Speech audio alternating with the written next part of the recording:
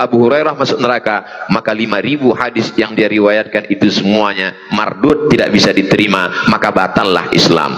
Teori ini adalah teori biliar, mohon maaf, tak layak disebutkan, permainan yang mungkin lawa sia-sia, tapi yang ditembak satu bola, sebenarnya yang ingin dimasukkan adalah bola lain.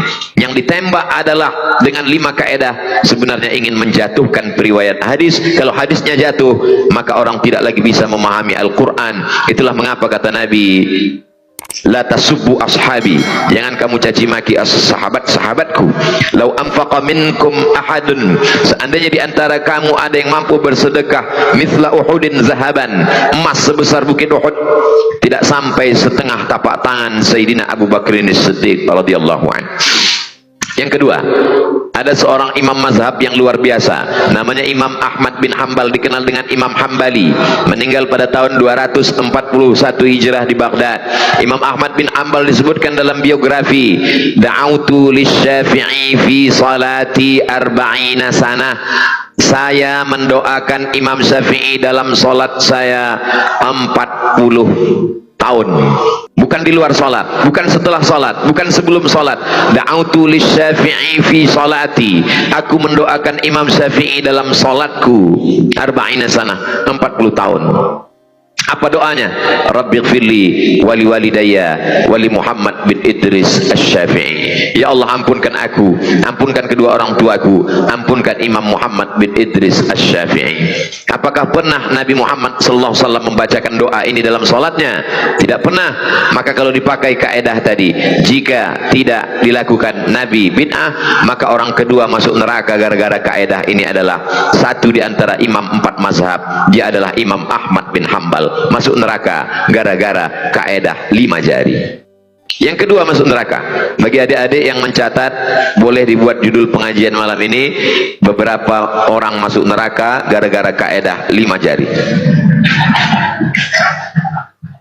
Imam Ibnu Taimiyah, kalau dia selesai sholat subuh, dalam kitab manaqibnya dikatakan yang diikuti oleh muridnya kemanapun dia pergi, selesai sholat subuh dia tidak keluar dari masjid, dia mendongakkan kepalanya melihat ke atas, lalu dia membaca Al-Fatihah, Bismillahirrahmanirrahim, Alhamdulillahirabbil alamin, Arrahmanirrahim, Maliki yaumiddin, Iyyaka na'budu wa iyyaka nasta'in, ihdinas siratal mustaqim, siratal ladzina an'amta 'alaihim ghairil maghdubi 'alaihim waladdallin, amin, sampai terbit matahari. Tidak pernah dilakukan Nabi. Setiap selesai sholat subuh, dia memandang ke atas langit, membaca Al-Fatihah sampai terbit matahari. Pakai kaedah, kalau tidak dilakukan Nabi bid'ah, berarti Ibnu Taimiyah masuk neraka, karena dia tidak pernah dia melakukan perbuatan yang tak pernah dilakukan Nabi Muhammad sallallahu alaihi wasallam. 4. Ada seorang perempuan, adik-adik yang bisa mengingat tolong diingat, mungkin ini akan masuk dalam UAS, ujian akhir semester. Ada seorang perempuan namanya Asma, dia mengambil qirbah. Qirbah adalah tempat air minum yang terbuat dari kulit kambing. Lalu kemudian dia mengambil qirbah itu, dia simpan. Kenapa dia simpan?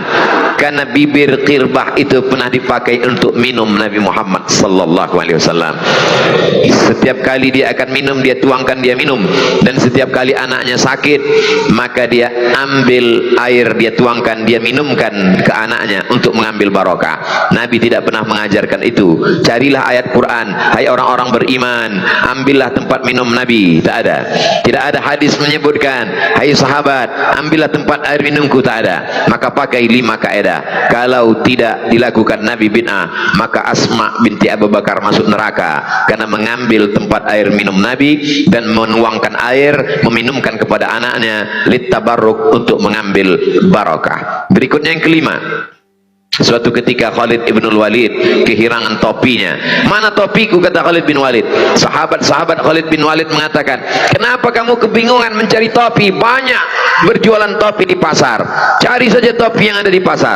Kata Khalid bin Walid, bukan masalah topinya, tapi di dalam topi itu ada rambut Nabi Muhammad sallallahu alaihi wasallam. Ternyata Khalid bin Walid kemana-mana dia pakai topi, dan di dalam topi itu tersimpan rambut Sayyidina Maulana Muhammad sallallahu alaihi wasallam. Dia sudah melakukan perbuatan yang tidak pernah disuruh, diperintahkan Nabi Muhammad sallallahu alaihi wasallam. Berarti Khalid bin Walid orang yang kelima masuk neraka gara-gara kaedah ini. Berikutnya yang keenam, ketika datang seseorang bertanya, kenapa di Saudi Arabia itu ada doa khatam Quran? Kita setiap selesai khatam Quran membaca doa khatam Quran, tapi bukan di dalam sholat. Kita membaca doa khatam Quran di luar sholat.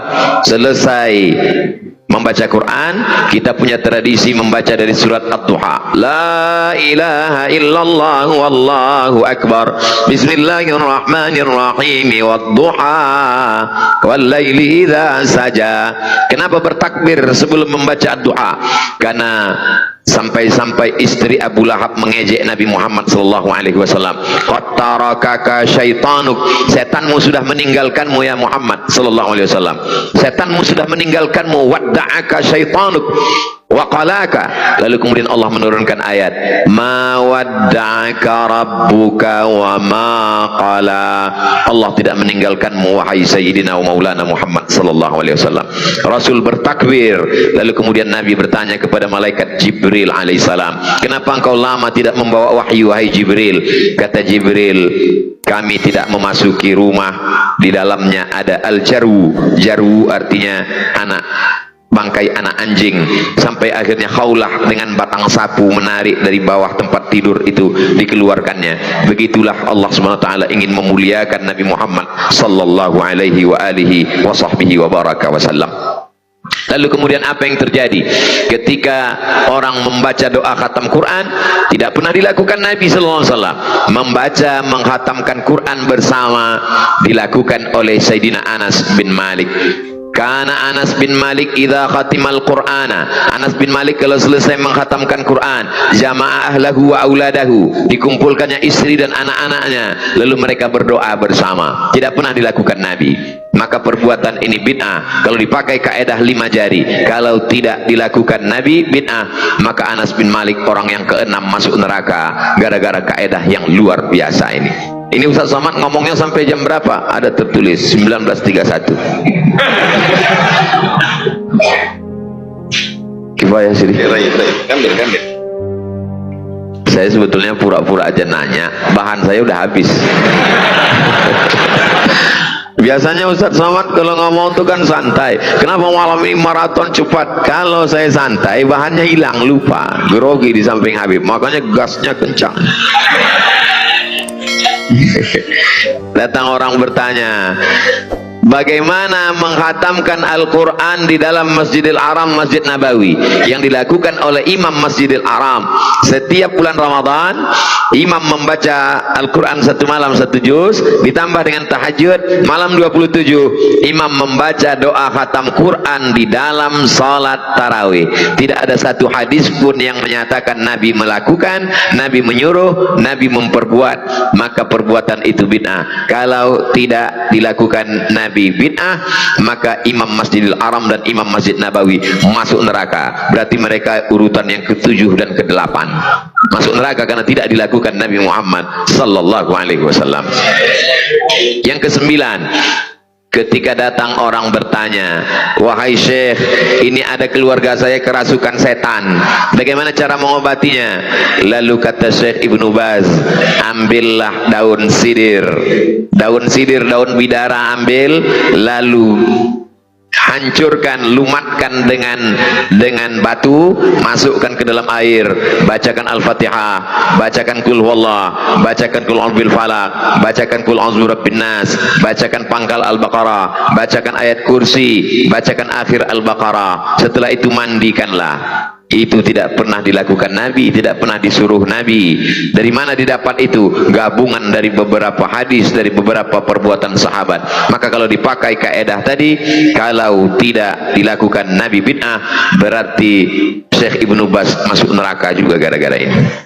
Begitulah kaedah yang berbahaya kalau disampaikan kepada masyarakat. Akar dari radikalisme memandang orang salah, maka berawal dari kaedah yang singkat dan fatal, tidak pernah disebutkan oleh Nabi, tak pernah disebutkan oleh sahabat, tak pernah disebutkan oleh tabi'in.